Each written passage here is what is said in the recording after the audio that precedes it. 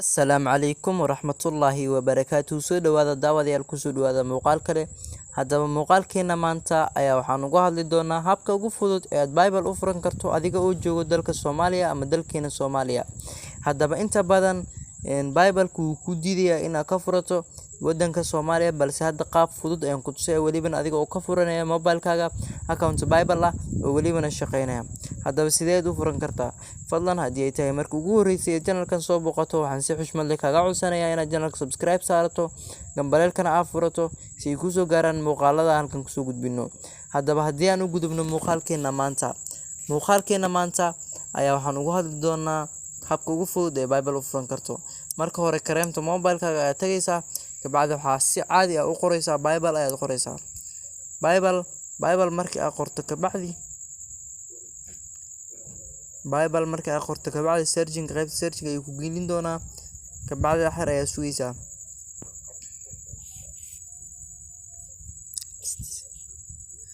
Marka Bible qorto kabacdi sidan ayuu kuu soo saari doonaa. Marka uu sidan kuu soo saaro kabacdi waxaa kasii choose garaysan doontaa qaybtan ay ku qoran tahay create your Bible account aad ku dhufanaysaa. Marka halka ay ku qoran tahay create your Bible account aad ku dhufato, adigu haddii aad tahay qof business ah ama business ku shaqo leh, waxaa ka dooranaysaa qaybta hoose ee business-ka. Balse haddii aad rabto inaad samaysato mid personal ah ama adigu ku qaas ah oo online ah u rabto, waxaad dhahaysaa sign up for a personal aad dhahaysaa. Markaad dhahdo kabacdi wuxuu si habsami leh kugu soo saari doonaa wadankeena Soomaaliya ayuu kuu soo saari doonaa.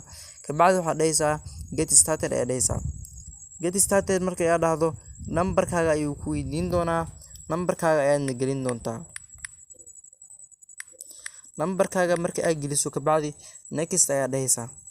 Next markii aad dhahdo kabacdi waxaad sugi doontaa ilaa inta uu kaaga soo dirayo code-ka.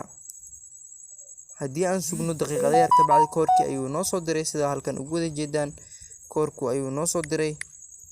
Code-ka markii uu kuu soo diro kabacdi oo aad code-ka geliso, haddii aadan gelin code-kan kuma shaqeynayo. Markii aad code-ka geliso kabacdi sidan ayuu kuu soo saari doonaa oo wuxuu ku dhihi doonaa set up your profile ayuu ku dhihi doonaa. Kabacdi qaybtan sare ee waxaad gelin doontaa email-kaaga ayaad gelin doontaa qaybtan sare. Email-kaaga markii aad geliso kabacdi halkan ay ku qoran tahay first name ayaad magacaada koowaad gelinaysaa. Magacaada koowaad markii aad geliso tijaab ahaan anaga hadda ka rabnaa magacaada koowaad markii aad qaybtan geliso. Magacaada koowaad markii aad hadda qaybtan geliso, qaybtan dambe ayaa waxaad gelin doontaa magaca qofka magacaada labaad. Kabacdi qaybtan ay ku qoran tahay create password ayaad password gelin doontaa. Qaybtan ay ku qoran tahay create password ayaad password gelin doontaa. Markii aad geliso kabacdi waxaa ku dhufanaysaa qaybtan ay ku qoran tahay next ayaad ku dhufanaysaa. 8 characters ayuu rabaa hadda. 8 characters ayuu rabaa. Next ayaa dhahaysaa. Next markii aad dhahdo kabacdi add your address ayuu ku dhahayaa. Markuu sidan kuu soo saaro kabacdi qaybtan sare ee wadanka Soomaaliya ay ku qoran tahay waa nationality-ga, wax kale ma gelinaysid, wadankaaga ayaa ku choose garaysan Soomaali ah. Date of birth datada waqtiga aad dhalatay ayaa halkan gelin doontaa. Haddii aad rabto waxaad gelin kartaa waqtiga aad dhalatay saxda ah, ama haddii kale waxaad gelin kartaa midka adiga aad rabto in aad ku samaysato ama aad ku hagaagsato. Kabacdi halkan ay ku qoran tahay address line ayaad address gelin doontaa. Address line markii aad halkan geliso kabacdi address-ka uu kuu soo saari doono ayaad gelin doontaa, ama address-ka aad rabto ayaad gelinaysaa. Sidaa rabto ayaa yeeli kartaa halkan oo bilaash oo shuruud kuguma xirayo.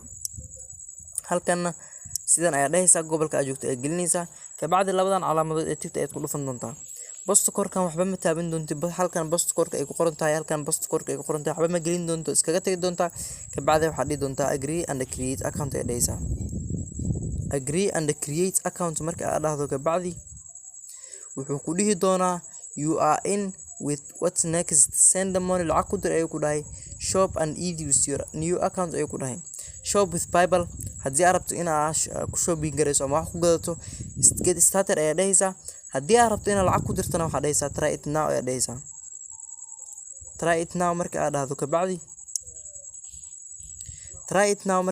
kabacdi halkan ayuu kuu soo saari doonaa ay ku qoran tahay link a card to send a money ayuu ku dhihi doonaa. Linkiga kaarka aad rabto inaad ku dirto lacagta halkan geli ayuu ku dhihi doonaa. Marka hore halkan debit card ay ku qoran tahay kaar number-ka ay gelin doontaa. qaybtan ay ku qoran tahay card type ay ku qoran tahay card type-ka noocu uu yahay Visa American Express, Visa haduu yahay, Mastercard hadii uu yahay, sidan qaybta adigu waxa ku hagaagsan marka ay gelin doontaa. halkan expiration ku qoran tahay expiration data ay ku qoran tahay waa expiration data halkan waa security ama koorka maxaa like Visa ama express ka xawaalada. sida halkan ugu jeedaan hadda anigana wax ku dirna marna tusaale ahaan kaliya ayaan u soo qaadanay inka bacdi sidan ay ku soo saar doonaa.